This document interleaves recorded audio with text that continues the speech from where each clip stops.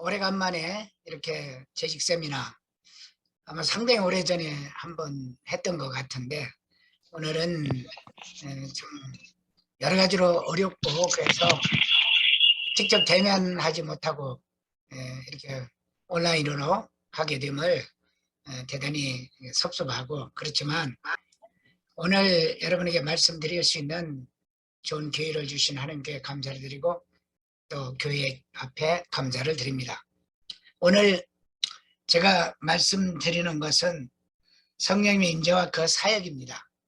되게 일반적으로 성령 얘기하면 어떤 분들은 굉장히 두려워하시는 분들이 있는 것 같아요.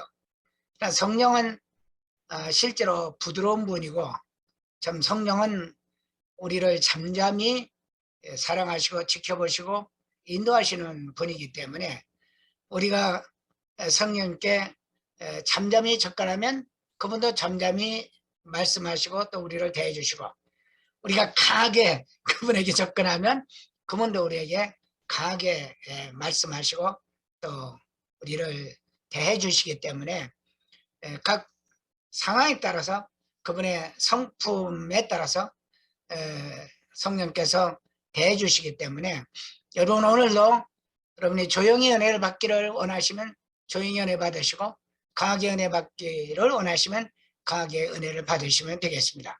그것은 여러분의 마음에 달려 있어요. 여러분이 강한 체험을 원하시면 강하게 성령께서 역사하실 것이고 조용히 체험하시기를 원하시면 조용히 성령께서 역사하실 것입니다.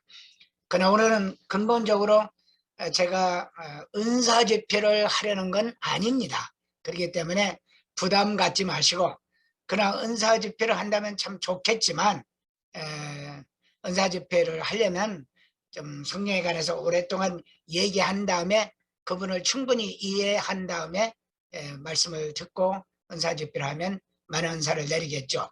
그러나 오늘도 여러분 조용히 은사를 사모하면 또 조용히 은사가 내려질 것이므로 일단은 부담 갖지 마시고 오늘 주로 성령님의 인격적 사역에 관해서 말씀을 드리기를 원합니다.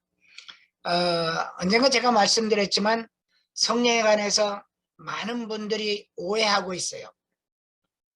첫 번째 오해는 성령님은 그냥 인격적 하나님이시다. 이것만 믿는 분들이 있어요. 네, 인격적 하나님이신 건 분명히 맞습니다. 그러나 인격적 하나님은 또한 성령이라는 능력적 성령을 우리에게 보여주시기 때문에 일반적으로 성령 하면 두 가지로 설명이 됩니다.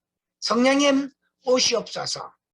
그 말씀은 크리스찬으로서는 조금 글쎄요 생각을 해봐야 될 말씀입니다. 왜냐하면 여러분 아시겠지만 우리가 믿음으로 갖고 있는 것은 예수 그리스도를 우리가 믿으면 우리 안에 성령님이 와 계십니다.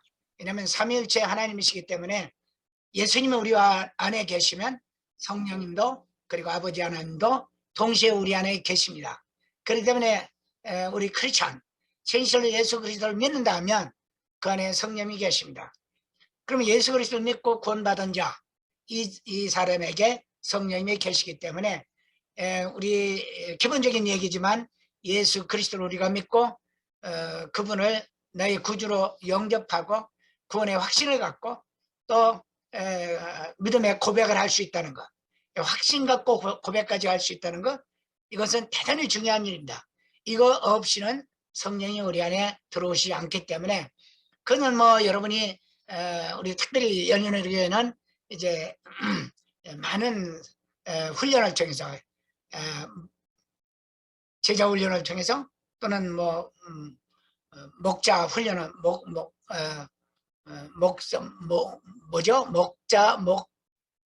예, 삼공부 목자 목녀 삼공무 예, 그런 것들을 통해서 네. 여러분들이 구원의 확신을 분명히 가지고 계실 것이기 때문에 여러분 안에 성령이 계신 것은 분명히 믿습니다.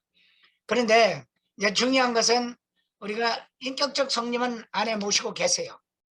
그런데 지나치게 보수적인 분들은 인격적 성령님만을 인정을 합니다. 능력적 성령을 인정하지 않아요.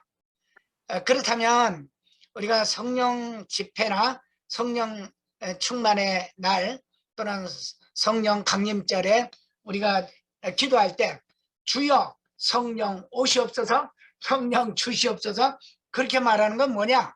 이미 우리 안에 성령님이 계신데 왜 성령 오시라고, 성령 주시라고, 또는 뭐 성령 충만이라는 단어로 얘기하겠지만 그렇게 얘기하느냐? 그건 참 모순된 얘기입니다. 많은 보수주의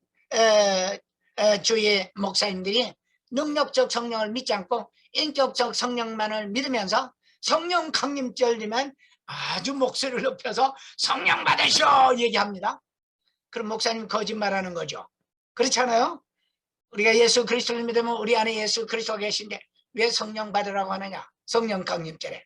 또 뭐 급하면 성령 오시옵소서 그런 얘기도 하고 성령 주시옵소서 그런 얘기들을 하는데, 이런 측면에서 보수주의자들이 주장하는 인격적 성령만 인정하는 것은 현실적으로 자기들의 언행과 자기들이 바람과 기대 속에서 소망하는 것이 능력적 성령을 기대하고 있다, 이렇게 볼 수가 있는 것입니다. 그래서 아레이 토레이라든가 그 손자 강원도에 계셨던 강원도 황제에 계셨던 토레이의 신부죠. 뭐 천주교 신부가 아니라 성공의 신부입니다만, 그분은 능력적 성령을 강력히 주장을 하고 대부분의 소위 성령 파들이라고 말하는 건 좀 우스운 얘기지만 성령 충만한 분들은, 그리고 성령을 얘기하는 분들은, 주로 성령을 얘기하는 분들은 능력적 성령을 대단히 중요하게 여기고 있습니다. 실제로 우리 크리스찬들은 제가 아까 말씀드린 것 같이 능력적 성령을 받기를 소망하고 있는 거죠. 우리는 이미 성령이 우리 안에 계시기 때문에 그 인격적 성령님이 이제 하시는 일을 우리가 오늘 그 임재와 그 사역을 오늘 얘기할 거예요. 능력적 성령은 오늘 얘기 못합니다. 간단히 소개는 하겠지만, 그러나 그 인격적 성령님을 믿는 사람들은 능력적 성령을 간구할 때 큰 은혜로 능력으로 함께 하신다는 것을 알 수가 있습니다. 그러나 인격적 성령을 받아들이지 않고 능력적 성령만을 원하는 사람들이 있어요. 예컨대 뭐 병 낫기를 원한다든가, 무슨 소원이 있어서 주님 앞에 부르짖기를 원한다든가, 답답한 일이 있을 때 능력적 성령을 원하는 경우가 많은데, 주님을 영접하지 않은 상태에서 능력적 성령을 원할 때 잘못하면 마귀나 귀신이나 잘못된 영이 들어가서 사람을 혼란케 하거나 또 올바른 신앙을 갖지 못하게 하기 때문에 능력적 성령을 구하는 것은 대단히 조심스러운 일이고, 또 이것은 우리가 별도의 많은 훈련과 또는 많은 강의들을 통해서 이해하고 능력적 성령을 간구하는 것은 대단히 중요합니다. 그런데 오늘 인격적 성령을 얘기하자면, 솔직히 말씀드려서 구약시대의 성령은 거의 인격적 성령만 얘기하는데, 구약에서는 성령을 별로 얘기하지 않습니다. 하나님의 영 이런 경우로 몇 번 얘기할 뿐이지 성령님의 구체적인 인격적 활동과 또 그분이 주시는 능력에 관해서는 더구나 얘기하지 않아요. 그런데 신약에 와서만 이렇게 구체적으로 인격적 성령을 얘기하게 되고 또 능력적 성령을 많이 갈구하게 되는 그런 이야기를 볼 수 있습니다. 그래서 신약에서도 보면, 제가 성령에 대해서 참 상당히 저처럼 성령론을 많이 공부한 사람도 없고 또 부흥집회도 많이 한 사람도 없고 중앙대학 교수가 성령파라는 이름을 갖고 불려다닌 적도 한두 번이 아닙니다. 그런데 많은 분들이 성령을 오해하고 있어요. 그래서 우리는 능력적 성령과 인격적 성령을 구별할 수 있어야 되는데, 주로 요한복음 14장, 15장, 16장 그리고 대부분의 요한복음과 복음서에 나온 성령은 인격적 성령을 얘기합니다. 그분이 이제 예수 그리스도 대신해서 우리에게 성령으로 오신 인격적 성령을 얘기해요. 그 인격적 성령은 바로 요한복음 14장 16절 17절에 그대로 말씀하고 있습니다. 성경을 한번 펴보시죠. 오늘 그렇게 펴보시도록 제가 말씀을 드립니다. 성경을 보셔야 돼요. 자, 16절 17절 보면 내가 또 아버지께 구하겠으니 그가 또 다른 보혜사를 너에게 주사 영원토록 너에게 함께 있게 하리니 그는 진리의 영이라 세상은 능히 그를 받지 못하나니 이 세상은 그 말은 안 믿는 사람은 그런 뜻이에요. 이는 그를 보지도 못하고 알지도 못합니다. 그러나 너희는 그를 아나니 그는 너희와 함께 거하시며 또 너희 속에 계시겠습니다. 예수께서 말씀하시는 성령에 관한 그 서술은 그분 그라고 얘기하는 거 보면 분명히 인격적 성령님을 얘기하는 것입니다. 그런데 그를 다른 보혜사를 보내주신다. 이 다른 이란 말은 바로 알로스란 말입니다. 헬라어로. 이 알로스란 말은 헤트로스라는 말하고 반대가 되는 말이에요. 대학생들 특별히 이제 좀 토플이나 토익이나 보는 사람들은 헤트로스라는 말을 잘 알 거예요. 헤트로스는 알로스의 반대입니다. 헤트로스란 말은 다양한 것들, 다양한 사람들을 의미할 때 헤트로스라고 얘기합니다. 그러니까 성도, 이성들을 얘기할 때는 헤트로스라고 얘기하고, 그 다음에 단성을 얘기할 때는 호모라고 얘기하듯이요. 그렇듯이 하나님도 삼위일체 하나님이신데 삼위일체 하나님의 성부, 성자, 성령 이 삼위죠. 그렇기 때문에 다 같은 하나님이시지만 역할적 측면에서 아버지와 사랑을 역사하시는 하나님은 창세로부터 예수님 전까지 역사하셨어요. 주로. 그러니까 계시적으로 말씀하시고 직접 사람들을 대하신 분이 아버지십니다. 그 다음에 예수님을 보내주셔서 3년 반 동안 아들 하나님, 성자 하나님이 3년 반 동안 주로 구원을 이루시는 그 역할적 측면에서 구원의 하나님으로서 3년 반 동안 역사하셨어요. 그래서 구원받고 천국 가는 구원과 천국 얘기를 주로 많이 하셨는데 그건 구원을 통해서 가능하다. 그리고 가시면서 하시는 말씀이 그겁니다. 이제 내가 간다. 가면 이제부터는 제3자, 내가 아닌 역할적으로 성부, 성자, 성령 하나님 중에 한 분, 또 다른 한 분, 또 다른 보혜사. 보혜사란 말은 카라톨레스라고는 아라클레토스라고 하는 분으로서 돕기 위하여 부름을 받은 자, 돕는 자, 또는 위로자, 또는 변호자 이런 뜻으로 그분을 보내주시겠다 그런 얘기입니다. 그러니까 잘 보시기 바랍니다. 아버지 하나님은 직접 아버지께서 필요한 자들에게만 나타나셔서 선지자들과 예언자들을 통해서 계시하시고 특별히 이스라엘 백성을 통해서 하나님께 역사를 하셨어요. 그런데 예수 그리스도는 이제는 자기의 생명을 주시고 사랑으로 목숨을 바쳐서 생명들을 구원하신 일을 3년 반 동안 하셨어요. 그리고 이제는 체인지 파트너에서 마지막으로 예수님이 가시면서 보내신 성령님은 예수 그리스도께서 재림하실 때까지, 잘 들으세요. 그러니까 이게 뭐 2000년 넘었죠 벌써. 재림하실 때까지 지금까지 역사하시는 성령님이다. 제3 알로스라고 하는 그분을 내가 보내주겠다. 그런 진리의 영이라, 진리란 말은 또한 이것은 어떤 의미가 있느냐. 진리는 모든 사람들이 보편적으로 지지하는 원리를 진리라고 얘기했죠. 그 다음에 신화나 이런 어떤 그런적 사건이 아니고 현실적으로 구별되는 그런 진실된 내용, 그런 의미가 있어요. 그 다음에 철학적으로도 절대적인 의미를 갖는, 그러니까 철학적으로도 절대적인 의미를 갖는 그런 그분이 누구냐? 세상에 아무도 없습니다. 예수 그리스도밖에. 그렇죠?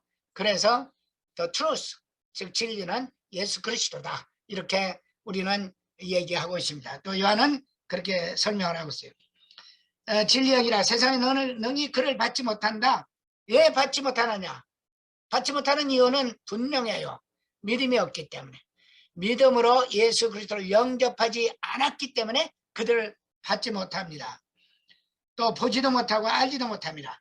그러나 너희는 그를 아나니 그는 너희와 함께 거하시며 또 너희 속에 계시겠습니다. 이게 대단히 중요합니다. 내주하신 하나님, 인드웰링 가시라고, 인드웰링, 내주하신 하나님. 이분은 잘 들으시기 바랍니다. 나중에 말씀드리겠지만 아담 때로부터 오순절 타락방에 성령이 임하기까지 내주하시는 성령이 인간 속에 들어와서 영원토록 계신 적이 없어요. 그건 잘 알으셔야 됩니다. 아브라함에게도, 그 유명한 다윗에게도, 그 유명한 세례요한에게도, 모세에게도, 너그에게도 영원토록 가시지 않았단 말이에요. 아시겠습니까? 이거 대단히 중요합니다.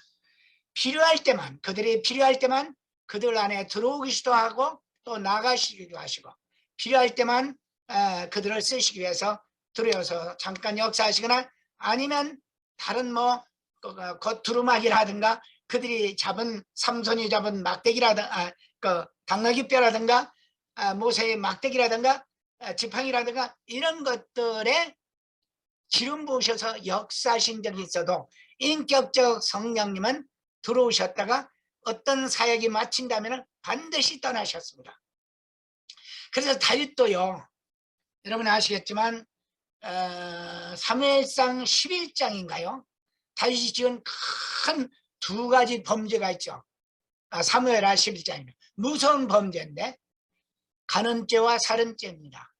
이것으로 인해서 시편 51편에 다윗이 엄청나게 회개 기도를 많이 하죠. 뭐 그 외에도 다른 시편들에 보면 눈물을 많이 흘리고 회개를 많이 합니다. 그런데 하나님께서는 그를 용서해 주시죠. 그럼에도 불구하고 다윗은 하나님께 그렇게 시편 51편에서 부탁을 합니다. 주의 성령을 내게서 거두어 가지 마옵소서. 대단히 두려운 거죠. 다윗은 성령이 그 안에 계셔서 그래도 담력을 가지고 이랬는데 주의 성령을 걷어가시면 자기는 뭐 요즘 속된 말로 핫바지라는 얘기죠. 아무것도 할 수 없다는 얘기죠. 그러니까 주의 성령을 거두어가지 마시옵소서. 이런 내용을 보면 주의 성령이 내주하셨다는 증거가 없어요. 이것이 구약시대의 성령님의 인격적 성령의 내주입니다.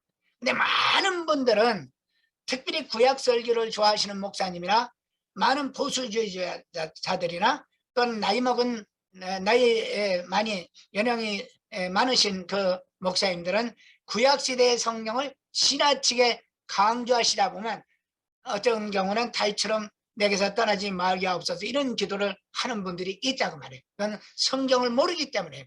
여러분 안에 들어가신 성령 믿으시면 박수하시기 바랍니다. 박수하세요.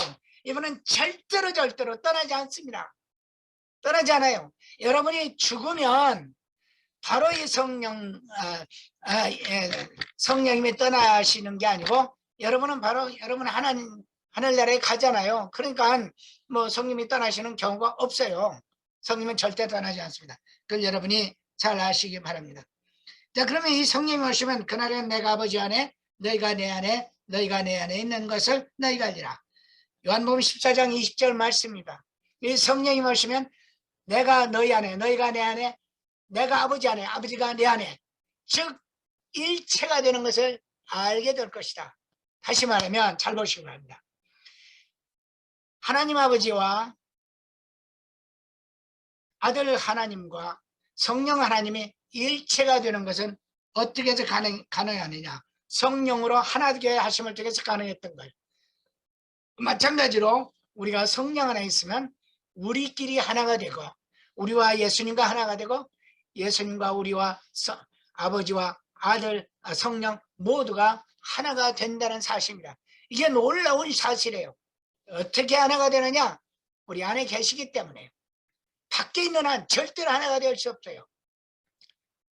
여러분 제가 결혼 추례해서 할 때마다 얘기합니다. 부부는 하나가 된다. 어떻게 하나가 돼요? 죽었다 깨어나도 하나 안 돼요.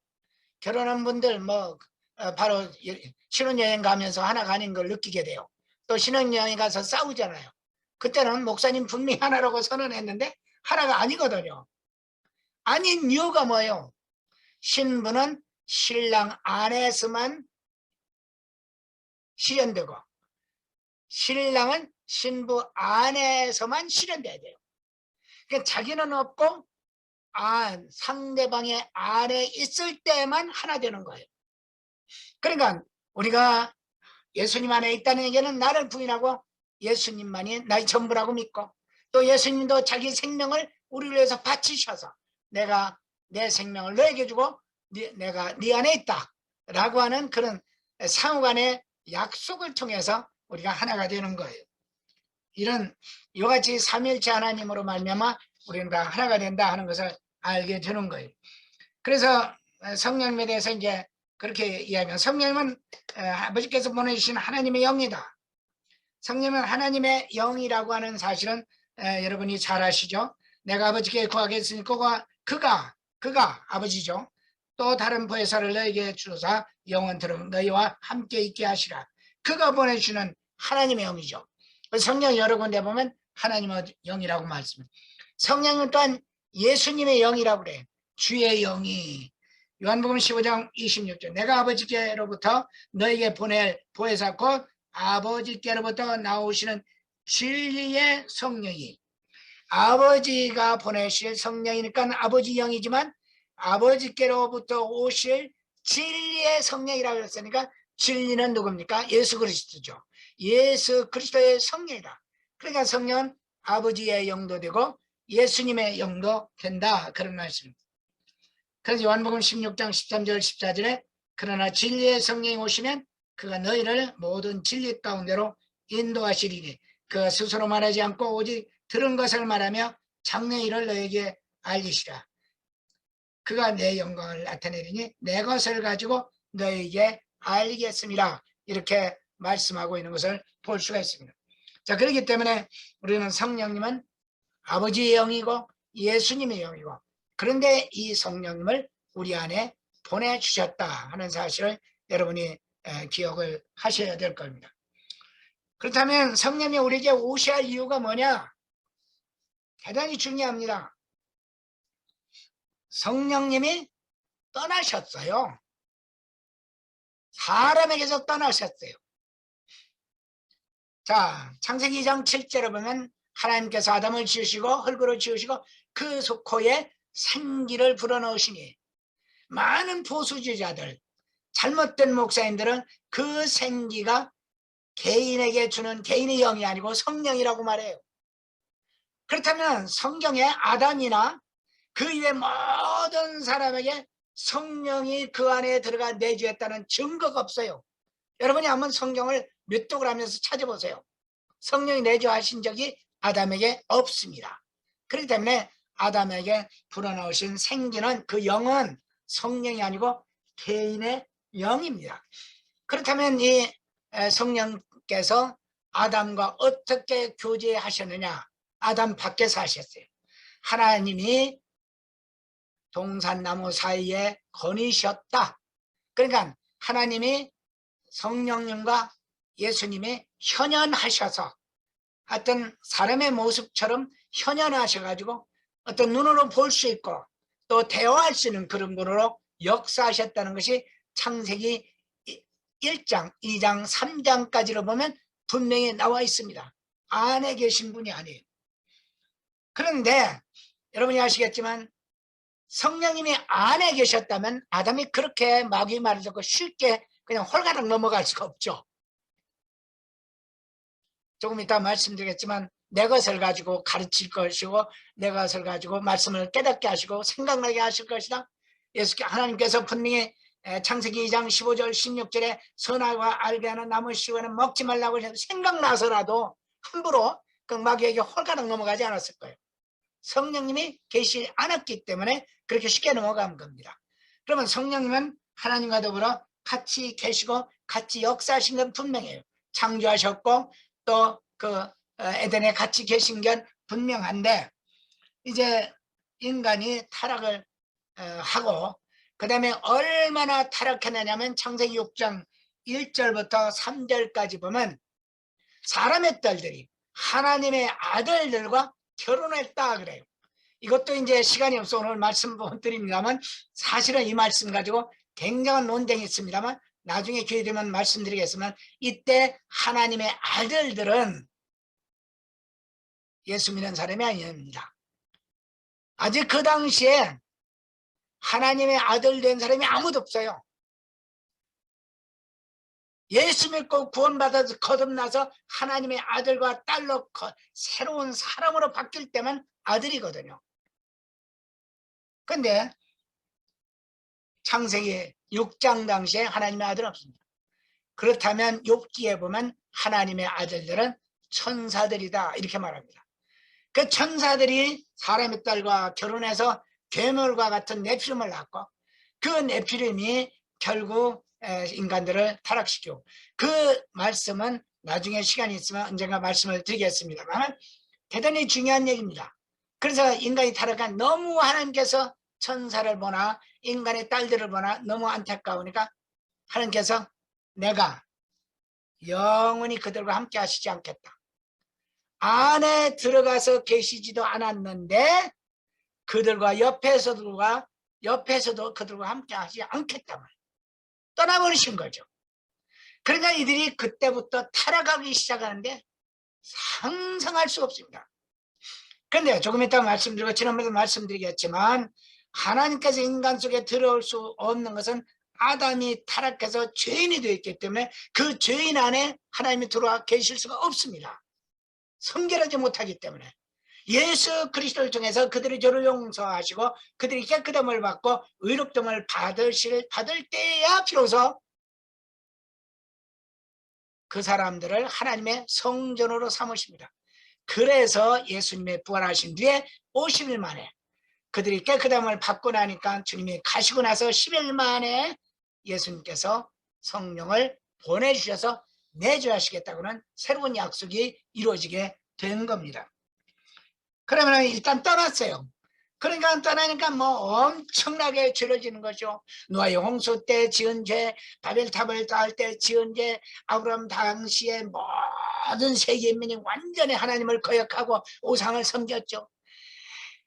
민족도 세워보고 선지자도 세워보고 사람들을 세워보고 양심도 다 줘봤지만 계속 타락하기 때문에 하나님께서는 할 수 없이 이제 그들에게 한 사람만 택하셨습니다.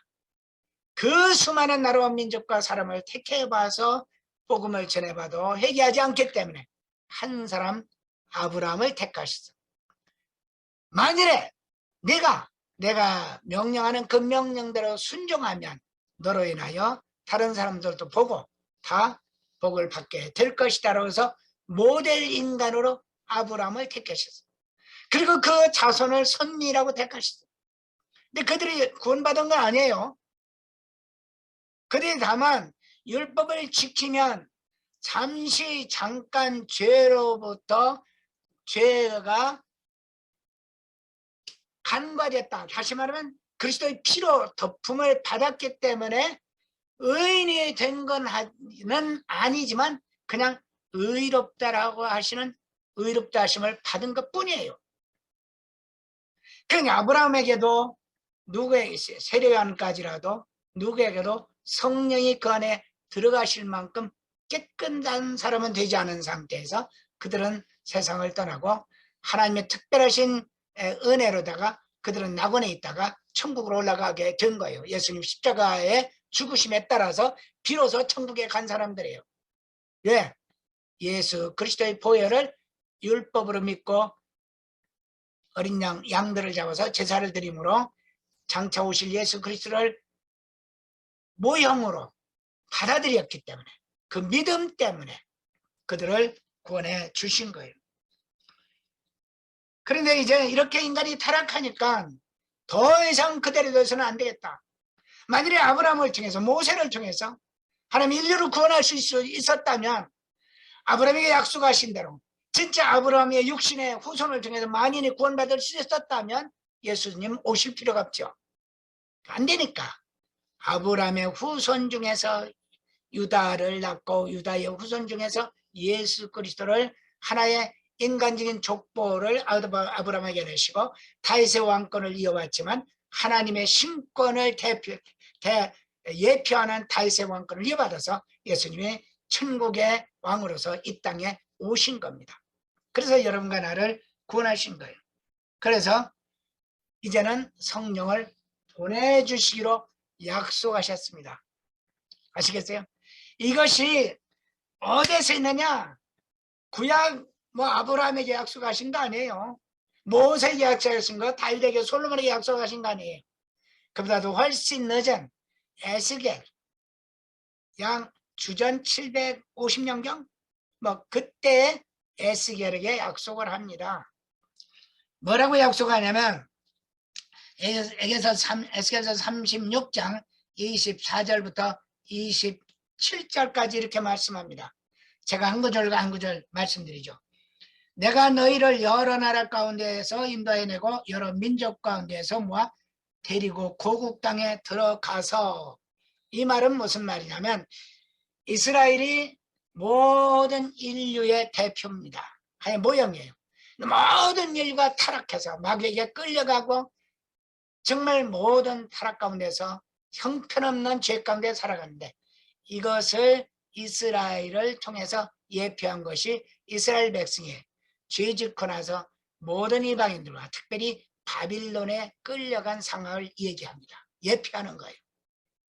그러니까 이제 마지막 예수 그리스도를 통해서 너희들을 구원하여 돌이킬 것이며 하는 얘기는 바벨론과 여러 나라로부터 너희들을 다시 불러들여 하는 건 마지막 예수님을 통한 구원을 예표하고 말씀하시는 내용이죠.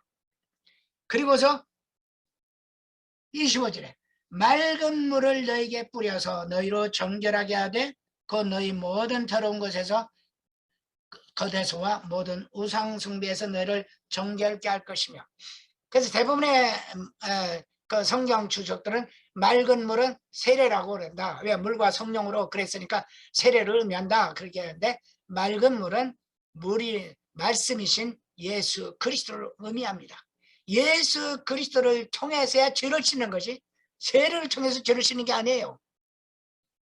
그렇게 씻는 표정으로서 그렇게 예식을 행한 것뿐이지 세례 받았다고 죄를 씻는 건 아니잖아요. 예수 그리스도의 말씀으로 죄를 씻는 거예요. 너를 죄를 씻을 것이며, 그 다음에 26절이 중요합니다. 새 영을 주겠다. 성령이 아닙니다. 너희들이 타락하여 영이 타락해 있었는데 새 영을 주겠다. 너희에게 주고 새 마음을 너에게 줘. 그러니까 영과 마음은 혼이죠. 영과 혼을 새롭게 하되 너희 육신에서 굳은 마음을 제거하고 부드러운 마음을 줄 것이며. 근데 그렇게 해서 그들이 예수를 믿고 새로워지느냐? 아니라는 얘기입니다. 그거 가지고 안 되겠다는 얘기예요. 그러니까 그걸로는 안 되겠으니까 율법을 주어도 안 되고 양심을 주어도 안 되고 선지자들과 그 다음에 위대한 종들을 통해서 말씀을 주어도 안 되고 하니까, 잘 들으세요. 18절에 27절에 이렇게 말합니다. 또 내 영을 너희 속에 두어. 이게 약속입니다. 내 영을, 성령이죠, 너희 속에 두어 너희로 내 의지를 행하게 하리니 너희가 내 규례를 지켜 행하리라.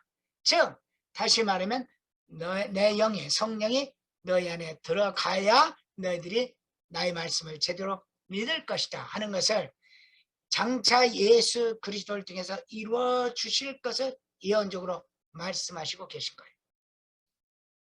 하나님은 얼마나 답답하셨으면.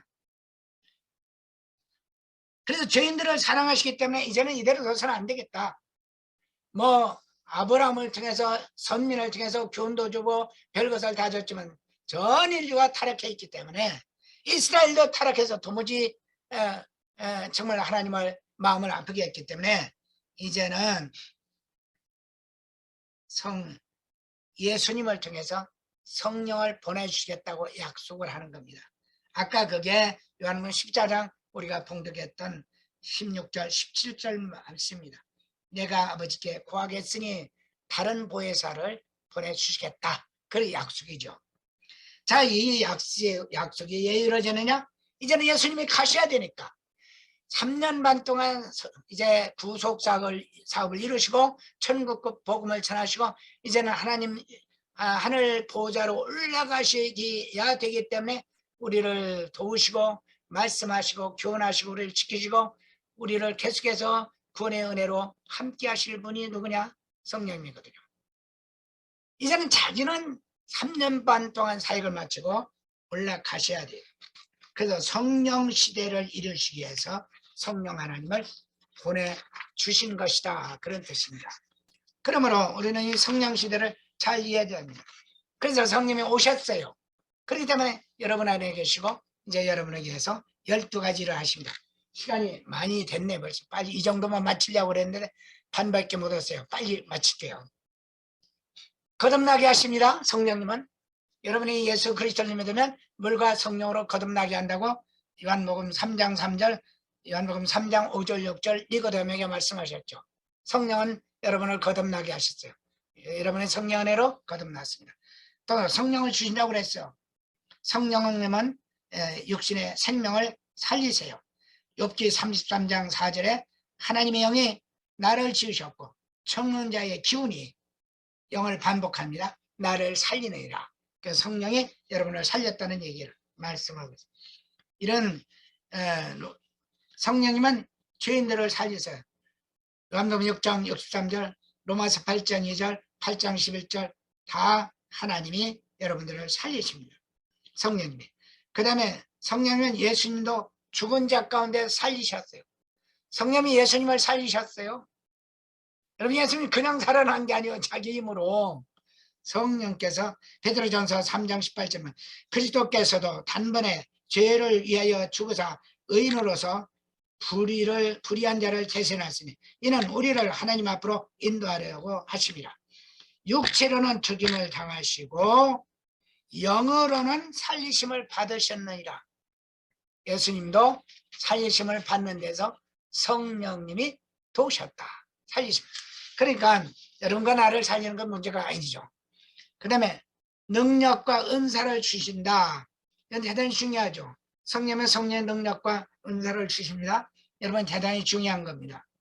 그래서 능력과 은사는 여러분이 아시는 것 같이 은사들은 대단히 중요해요.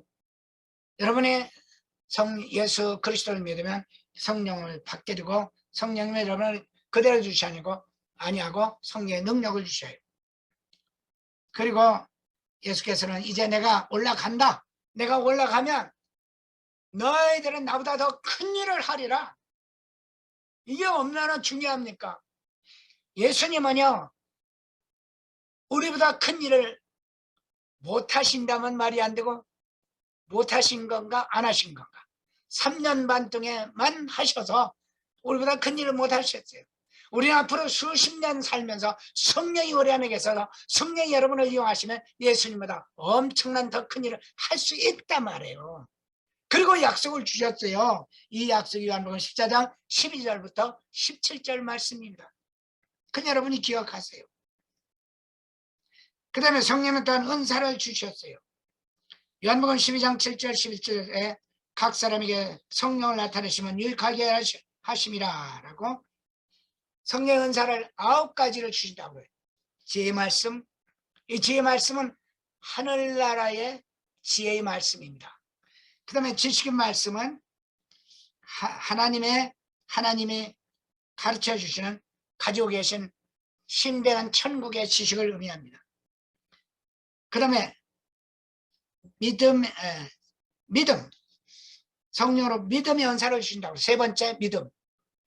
여러분 예수 믿는 믿음, 그것은 처음에 시초는 성령의 도우심을 위해서 통해서 받은 거예요. 그 앞으로도 계속 믿음이 더 성장하기 위해서는 성령의 도우심이 필요해요. 그 다음에 네 번째는 성령으로 병 고치는 은사를 주셨어요. 여러분 병 고치는 은사를 주셨어요. 믿으십니까? 자기가 그냥 하나님께 기도만 하시지 마시고 자기가 자기 아픈 것을 손을 얹고 성령이며 병 고치는 사를 내 손을 통해서 이루어 주옵소서. 여러분의 자녀나 여러분의 친구 아플 때 병 고치는 은사를 행하십시오. 놀라운 역사가 일어납니다. 제가 중앙대에서 인생문제 대수련을 통해서 예수 그리스도를 영접한 사람이 아마 2만 명 넘을 거예요. 그런데요, 40년 동안 중앙대 강의리에서 구원받은 사람도 거의 2만 명 가깝습니다. 여러분 모르셨죠? 저는요, 강의하다가요, 누가 아프다면요, 그대로 분필 놓고 그대로 뛰어들어가서 막 그대로 남학생이든 여학생이든 머리에다 손놓고 그대로 막 기도합니다. 그럼 나와요. 이 감정을 다하자면 상상할 수 없어요. 나만은 안 돼? 왜 안 돼? 나만은 안 된다는 얘기는 성령을 부정하는 얘기예요. 성령이 여러분 안에 계세요. 그분이 여러분에게 병 고치는 사를 주십니다. 그렇기 때문에 지금 다 하세요. 오늘부터 하세요. 여러분이 아픈 거 있으면 거기다 손을 꺾기도 하시고, 누가 아프다면 가서 약이나 사 먹고 그러지 말고 일단 기도하고 또 약도 가 먹으라고 그러세요. 기도하세요. 손 얹고 기도하세요. 그거 안 하면 열리는 게 성도가 아니에요. 그 다음에 능력 행하는 은사가 있어요. 이건 그 말씀 기도에 따라서 엄청난 기적이 일어나는 능력이에요. 이것도 중앙대에서 제가 한두 번 일으킨 게 아니에요. 예언함도 여러분 성령의 은사의 예언하고요, 구약시대의 예언자의 예언하고 다릅니다. 이걸 아셔야 돼요. 예? 많은 목사님들이 그걸 이해를 못하니까 예언은 뭐 예언자인가 지가 건방지게 성령 예언 받았다고 그러게. 그게 아니에요. 구약시대의 예언은 어떤 특별한 기간에 특별한 사역을 해서 특별한 걸 선택해서 그에게 주신 특별한 성령의 기름 부으십니다. 그래서 예언하는 거예요. 그러나 그가 그 사역이 끝나면 그 예언도 떠나요. 없어져 버려요. 사울이 예언했지만 사울이 취직하고 나서 뭐 성령 떠나면서 사울은 아주 귀신이 들어갔죠. 그러나 예언의 은사는요, 성령의 은사이기 때문에 여러분 안에 있어서 영원한 겁니다. 근데 이 예언의 은사는 뭐 국가의 운명이나 이런 걸 말씀하는 게 아니에요. 그건 신권 통치의 이스라엘 영국에서는 국가에 관한 얘기를 할 수 있지만 지금은 그런 상황이 아니고 모든 국가가 신권 통치가 아니고 각각 뭐 군주제, 민주제 지도를 만들어 움직이니까 이제는 여러분을 통해서 하나님께서 여러분을 세우는 거, 세워주고 위로해주고 권위해주고 그리고 격려해주는 일이 예언입니다. 칭찬해주는. 그러니까 여러분 지나가다 기찬이 이제 오늘 얼굴이 밝네. 이것도 예언의 은사예요. 이현정 사모님 오늘 참 어쩐지 그 모습 속에서 주님의 영광을 봅니다. 이거 이현정 사모님을 세워주기 위한 말씀이에요. 이걸 가장 잘하는 분이 누구냐면 우리 중앙대학교 기도학생 지도위원 중에 이태희 목사님이에요. 잘하세요. 나도 별로 못하는데 너무너무 잘하세요. 이건 참 중요합니다. 사람들이 자꾸 칭찬한 얘기하세요. 어쩐지 오늘은 기분 좋아 보이십니다. 어쩐지 오늘은 참 활발해 보이십니다. 오늘 하나님께서 함께 하시는 겁니다. 오늘 복 받을 것 같습니다. 이게 예언의 은사입니다. 이게 예언의 은사는 뭐냐면 edifying, 덕을 세운다 그래요. edifying이라면 덕 세운다고 그러는데 덕 세우란 말은, 덕 세운다는 말은 도덕적 윤리적 덕을 세운다는 말이 아니에요. 당연할 때 덕을 세우셔 하고 막 소리 지르면 야단치는 목사들은 큰일 날 목사야. 방하는 소리 나게 돼 있는데 뭐 들으라고 하는 얘기니까. 덕 세우란 얘기는, 덕을 세우란 얘기는, 모든 것을 덕을 세우는 얘기는 그건 도덕적 윤리적 얌전하게 하라는 얘기가 아니라 세워주라는 얘기입니다. encourage 영어로 말하면 edifying 헬라어로 세워주라, 높여주라며. 방을 위해서 그들을 세워주고 예언을 통해서 그들을 세워주고, 예언하는 사람은 교회 덕을 세운다고 그랬잖아요. 예언을 하시는 건 너무너무 중요해요. 그 다음에 이제 다섯 번째 은사가 능력형, 그거 그랬죠. 예언함을, 그 다음에 영분별하는 은사. 여러분 영분별하는 은사를 다 가지고 있어요. 제가 지난번에도 말씀드렸지만 예수 믿는 사람들은 저분이 지금 악령이 들어있나 올바른 눈이 영이 들어있나 눈만 바라보다 알아요. 말하는 모습 보면 알아요. 제가 지금 마귀에 사로잡혀 있는가, 제가 악한 마음을 가지고 있는가, 우리 교차들은 되게 압니다. 그래서 영분별의 은사는 대개들 가지고 있습니다. 방언의 은사, 그럼 방언의 은사 꼭 받으세요. 방언의 은사를 가지면요, 두 가지 큰 이익이 있어요. 채찍 기도를 오래 할 수 있어요. 열리는 교회도 보면 가끔 보면 기도하라 보면 다다다다다 봐봐요 여봐 하고 몇 번 하다가 한 2, 3분밖에 안 하더라고요. 그렇죠? 성도들 통성기도 시키면 2분 합니까? 이태 목사님? 별로 그렇게 안 가는 것 같아요. 3분. 예, 올해 더 하도록 하겠습니다. 네. 근데 지난번 제가 통성기도 하자니까 5분 이상 했다고요. 5분 이상 했어요. 기도 글쎄 2분 통성으로 뭐 합심기도 2분 해놓고 하나님이 좀 속된 말로 하나님 오시려고 하는데 오시다가 벌써 기도가 끝나버렸어. 안 돼요.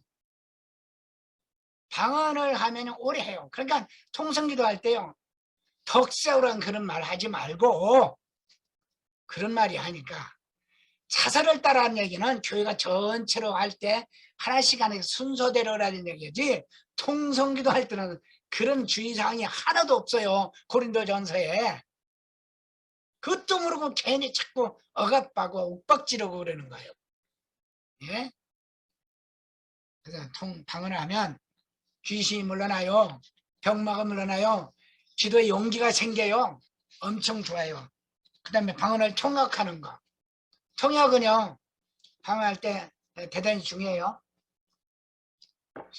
여러 사람이 방언을 하게 되면 못 알아듣잖아요. 그러니까 통역이 필요했던 거예요. 근데 영어 문법 설명하듯이 통역하는 게 아니에요.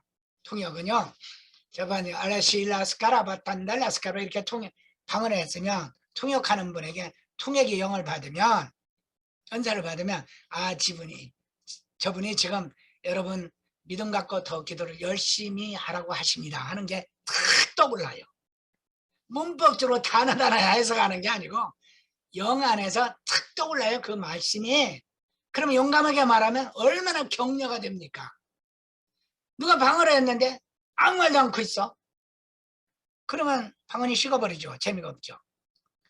그 뭐 개인 방언하는데 쫓아가서 그런 얘기 아니고, 혹시 교회에서 통성으로 교도하는 누가 참으로 크게 방언을 한다면 그 방언을 누구든지 저분이 지금 방언할 때 주여 저게 통역할 수 있게 없어서 하면 다 마음에 떠올라요. 지금 무슨 말을 하고 있다. 그대로 얘기하면 놀랍게도 통역이 돼요. 그러면 다 알아듣고 좋아요. 그게 틀렸을 거라고 걱정하지 마세요. 틀렸어도 하나님께서 은혜로 함께 하세요. 안 틀립니다. 하나님은 성령님이십니다. 성령님은 은혜로 함께 하십니다. 이 믿으시길 바랍니다. 그 다음에 마지막에 이제 방언을 통역하는 걸 준다. 다 했네. 자, 이와 같이 9가지 은사들을 주시기 때문에 은사를 꼭 받으셔야 합니다. 그러면 이제 시간이 없어서 제목만 얘기해. 위로하며 도우십니다. 하나님 여러분을 위로하시고 도우셔. 요한복음 14장 26절, 15장 26절, 16장 7절.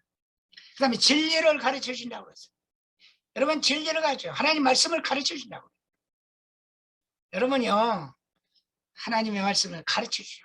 성령 충만하면 여러분 언제 사람들에게 얘기해야 돼, 복음을 전해야 돼, 또는 설교를 해야 돼, 무슨 말을 해야 돼, 기도를 해야 될 때 주님께서 진리를 가르쳐 주십니다. 성령. 적어 가지고 하는 기도 아니에요. 진리를 생각나게 하신다고 그랬어요. 하나님 말씀을 생각나게. 주님께서 가르쳐 주신 걸 생각나게 하신다. 여러분 무슨 얘기를 해야 되는데, 가르쳐야 되는데, 무슨 권유를 해야 되는데 생각나야지 말씀이. 생각이 안 나. 그러면 안 되죠. 정말 성령님은 놀랍게 여러분에게 여러분이 배운 것, 읽었던 것 이거 다 기억나게 하셔. 놀라운 거예요. 그다음에 진리 가운데로 인도하신다. 예수님께로 인도하시. 그리스도를 나타내신다고 그랬어요.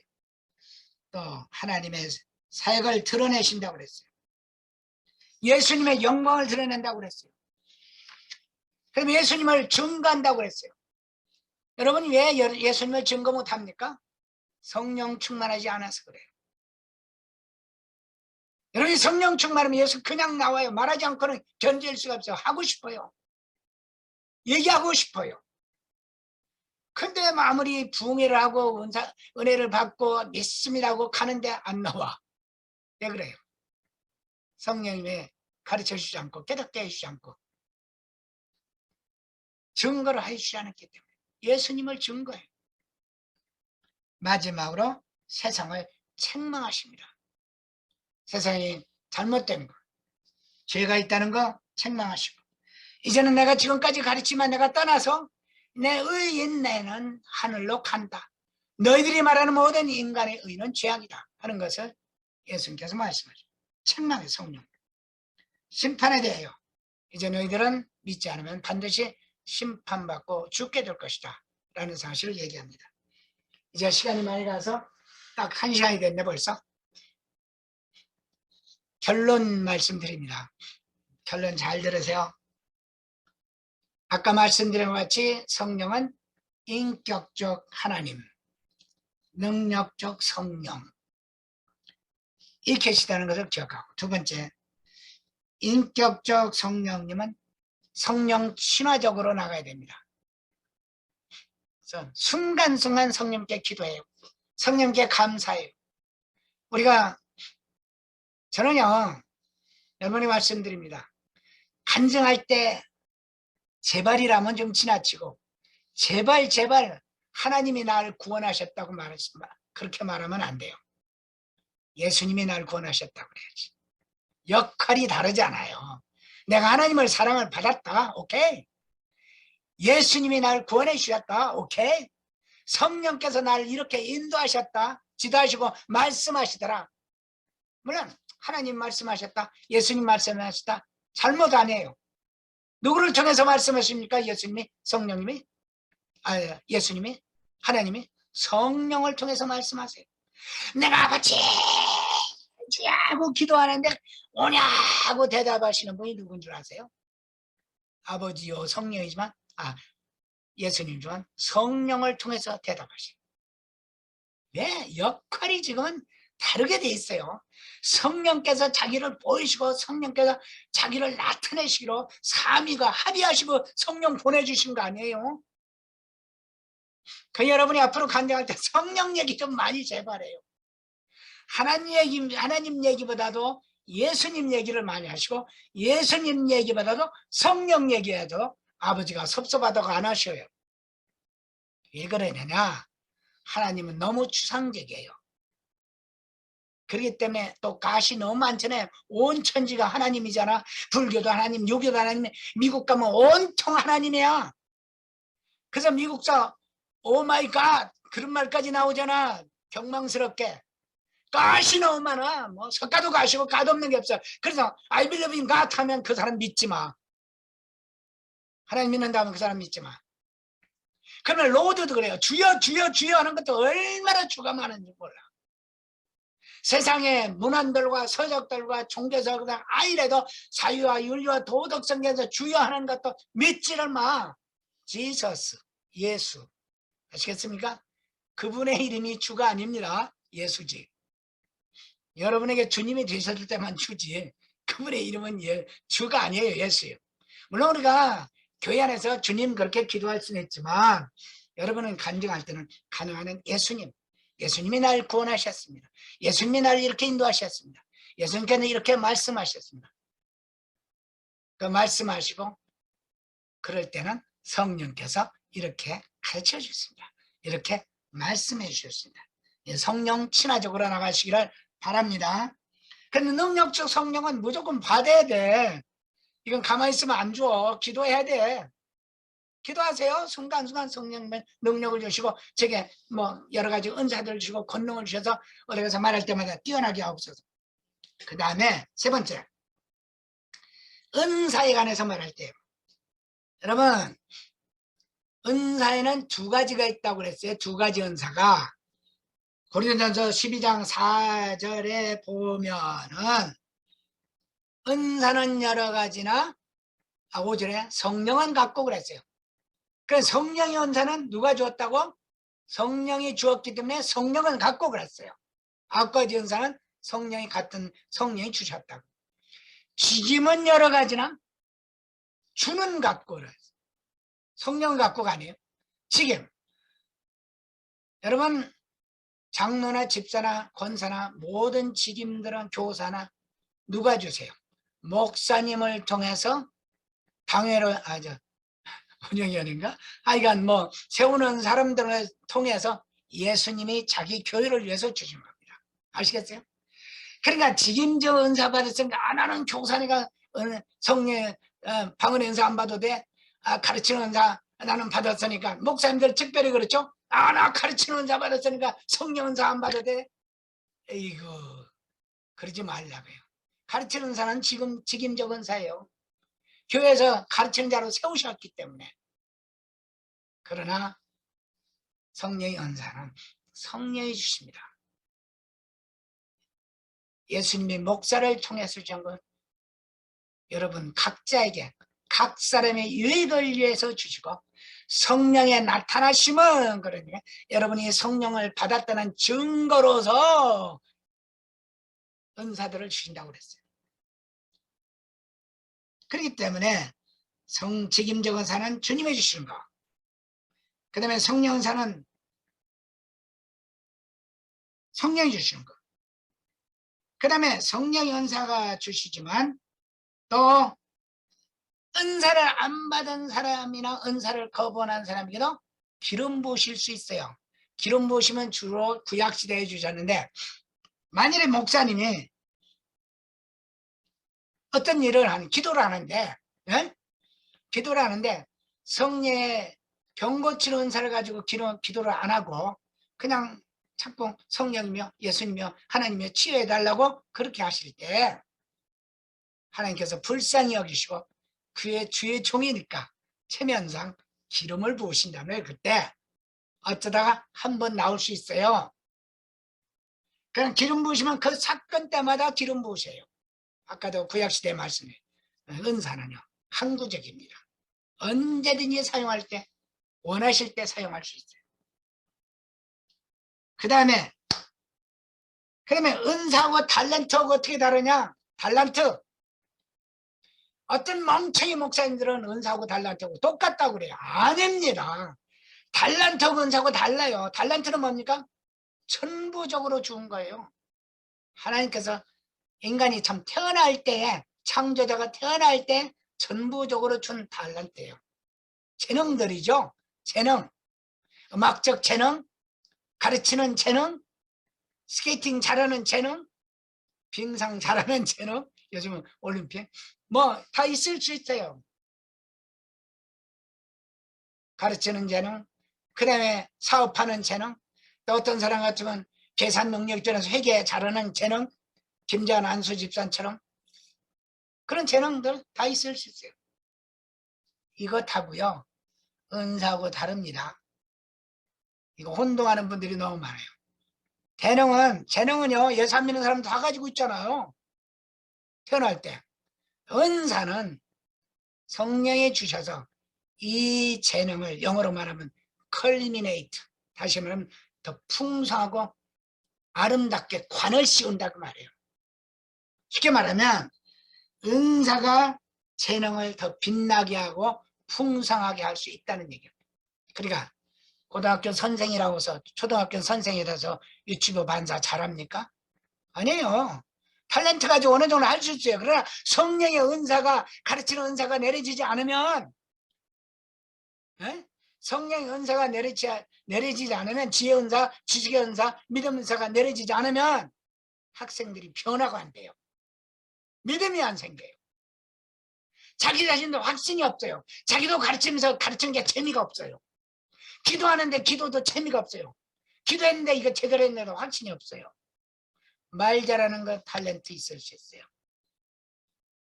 말하면 아무리 못해도 성령의 은사가 내리면 말에 기름져요. 성령의 능력이 잘잘 흘러요. 그 말을 통해서 기도를 통해서 사람들이 변화받고 아멘 하게 돼요. 그렇기 때문에 여러분들 이 탤런트, 재능하고 은사하고 혼동하지 마시기 바랍니다. 그렇다면 성령의 은사가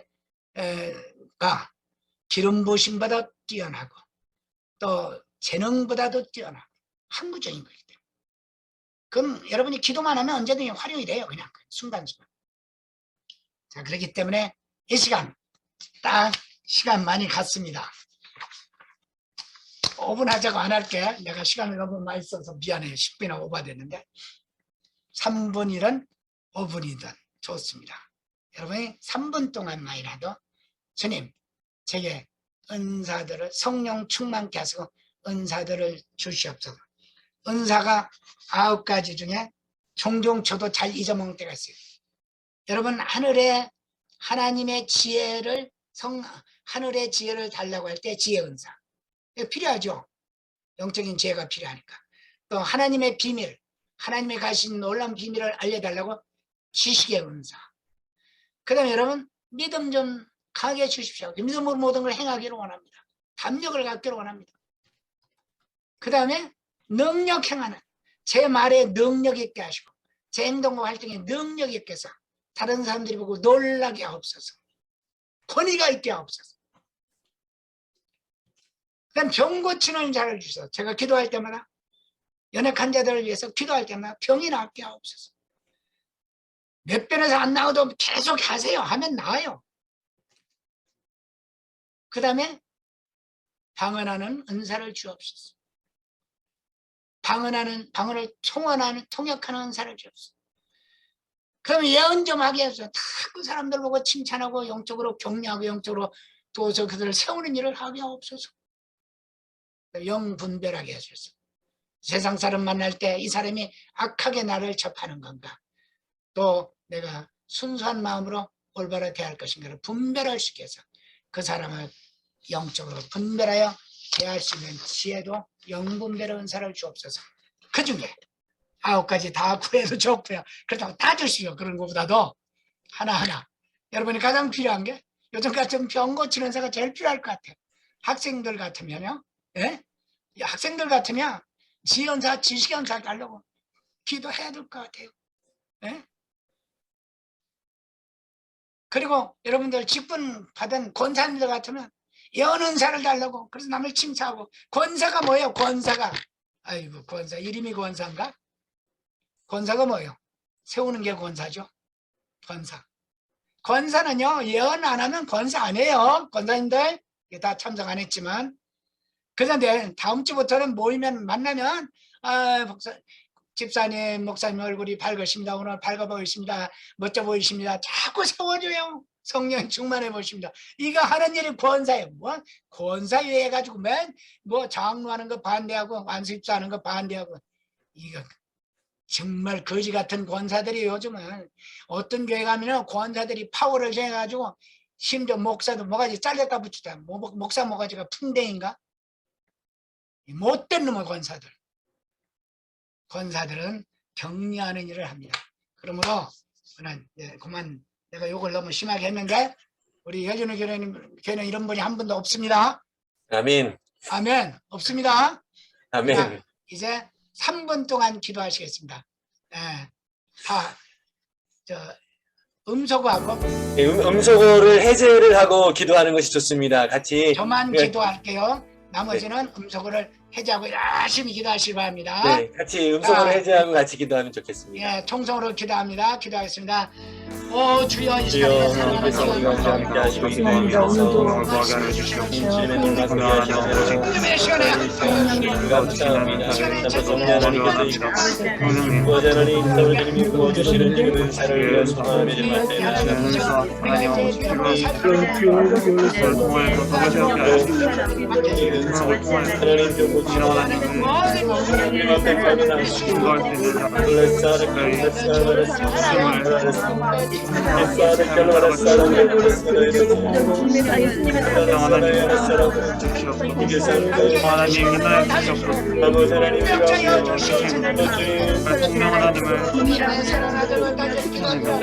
성님을 버리지 않고 아버지 하나님 우리가 어떻게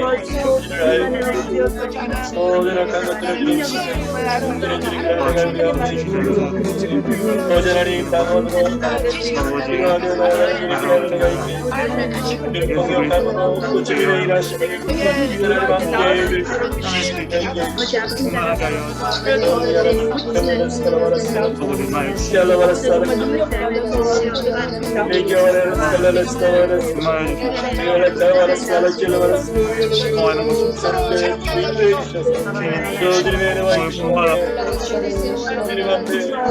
하나님 나타나는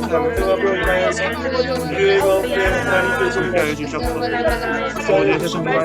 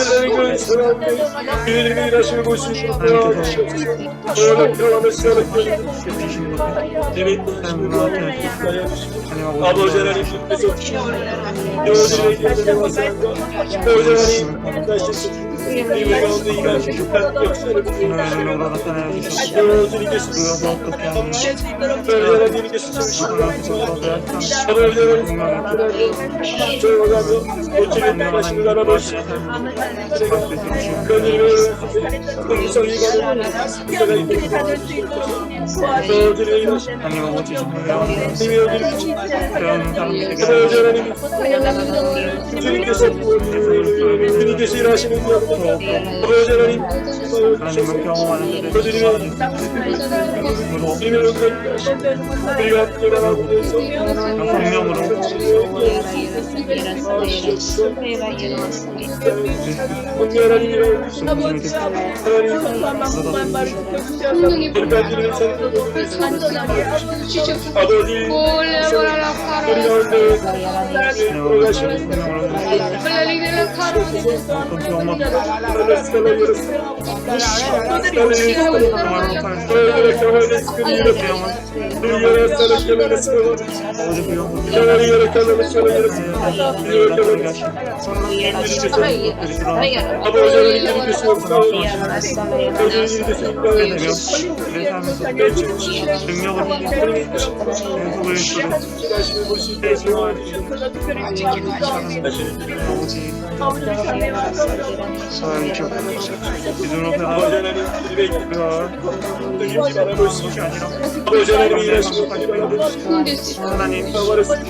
성령님 아버지 하나님 주시기 원합니다.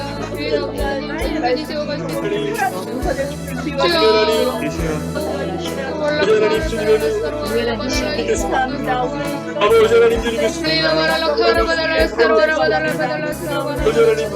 함께 기도하는 Illa sarvala kadaya sarvala Olilla varal vadala sarvala kalati harvala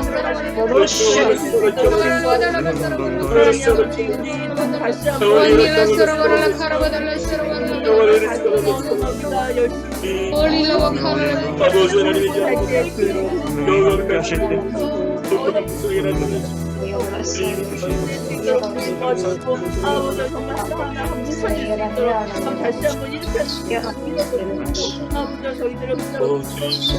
서로 사랑하고 이렇게 더 오신 아버지